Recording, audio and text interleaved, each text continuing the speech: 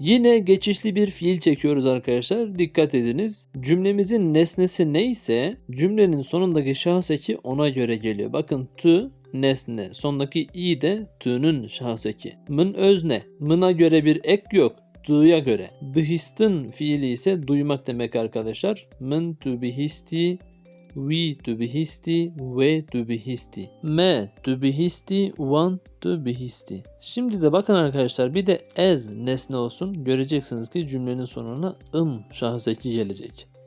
De as bihistim, we as bihistim, we as bihistim, ve as bihistim, one as bihistim. Sırasıyla sen beni duydun, o erkek beni duydu, o kadın beni duydu, siz beni duydunuz, onlar beni duydu. Bu da olumsuz arkadaşlar. De as ne bihistim, we as ne bihistim, we as ne bihistim, ve as ne bihistim, one as ne bihistim. Umarım anlaşılıyordur. Yani gerçekten arkadaşlar isterim ki anlaşılsın. Anlamadığınızda lütfen sorunuz.